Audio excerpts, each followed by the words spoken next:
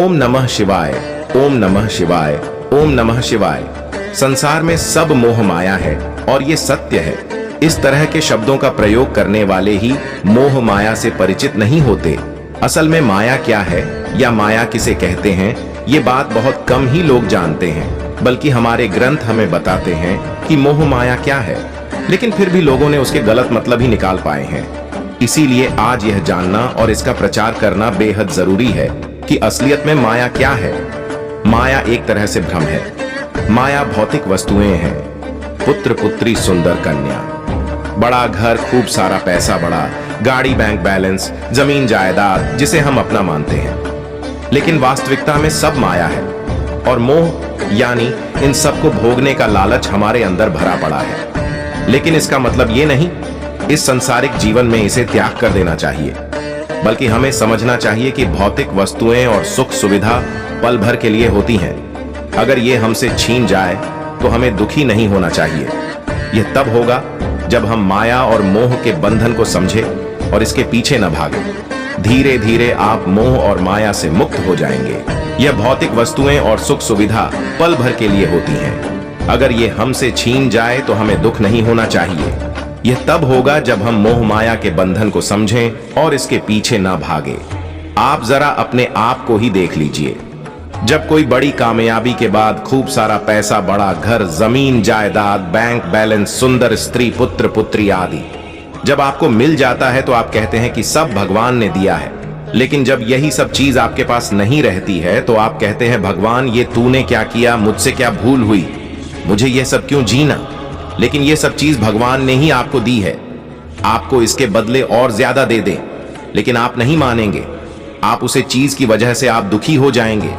तब आप ये सोचे कि जब आप इस धरती पर आए थे तब आपके पास कुछ नहीं था और यह सब आपके साथ जाएगा भी नहीं। जाएंगे तो सिर्फ आपके किए हुए कर्म और आपका इस धरती पर दूसरों के प्रति प्रेम रूपी व्यवहार और आपकी महानता। क्या होता है माया में डूबना। मनुष्य जब अपने इंद्रियों को नियंत्रित करने में पूरी तरह असमर्थ हो जाता है, उस समय लोग उसे कहते हैं, ये इंसान पूरी तरह मोह माया में उलझा हुआ है। मतलब यही है, जीवन के मूल्य को भूलकर छोटी छोटी तुच्छता दिख रहा है। अर्थात मनुष्य ऐसे कामों में, ऐसी चीजों की उत्पत्ति करने में फंस जाता है जो बिल्कुल भी स्थायी नहीं है। जब आप यह जानते हैं कि कोई चीज स्थायी नहीं है तो आपको उसमें अपना मन नहीं लगाना चाहिए, बल्कि आपको उस पर ध्यान केंद्रित करना चाहिए जो सर्वज्ञ और सर्वथा है। जरा चिंतन कीजिए, आप इतने सालों से, बचपन से अब तक वही काम करते आ रहे हैं कि आप ज्यादा या दूसरे लोग कम कर रहे हो। यही काम आपके पिता ने किया होगा और यही उनके भी पिता ने किया होगा।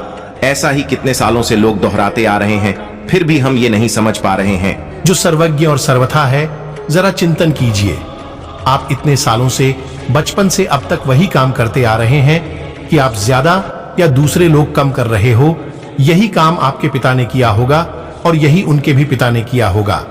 ऐसा ही कितने सालों से लोग दोहराते आ रहे हैं, फिर भी हम ये नहीं समझ पा रहे हैं कि वही कार्य हजारों सालों से करते आ रहे हैं। अभी आप किसी माया रूपी वस्तु के पीछे पागल है, फिर यही करते करते आप किसी दिन देह त्याग देंगे। फिर आपका बेटा या बेटी यही करते करते मृत्यु को प्राप्त होंगे और यही हजारों वर्ष तक चलेगा। अब आप सोचिए, क्या भगवान ने आपको इसी काम को दोहराने के लिए भेजा है? अब आप सोचिए, क्या भगवान ने आपको इसी काम के लिए भेजा है? श्री हरि विष्णु जी कहते हैं, मेरी यह दिव्या माया अजय है। जो मेरी शरण में आते हैं वह इस माया से परे हो जाते हैं, क्योंकि जिसको आप कभी नहीं जीत सकते, यानी आप माया से कभी मुक्त नहीं हो पाएंगे। लेकिन आप सभी जब भगवान की शरण में जाएंगे तो आप इससे पार यानी मुक्त हो जाएंगे। अगर आप मोह माया को आसान शब्द में समझना चाहते हैं, भगवान उनके प्रतीक्षा कर रहे होंगे और वो प्यासे भी होंगे। हो सकता है प्यास से उनका प्राण वियोग भी हो जाए। ये सभी बातें नारद मुनि भूल गए। सब कुछ भूलकर वे उसी कन्या के साथ बातचीत करने लगे। धीरे धीरे एक दूसरे के प्रति प्रेम भाव उत्पन्न होने लगा। तब उस कन्या के पिता के पास जाकर उसके साथ विवाह करने के लिए प्रार्थना करने लगे। विवाह भी हो गया और वह उसी गांव में रहने लगे। धीरे धीरे उनके संतति भी होने लगी। इसी तरह रहते रहते हैं 15 वर्ष बीत गए। नारद के ससुर भी मर गए और उनकी संपत्ति के नारद उत्तराधिकारी हो गए और पुत्र भूमि पशु संपत्ति ग्रह आदि को लेकर नारद खूब स्वच्छंदता पूर्वक सुख से रहने लगे।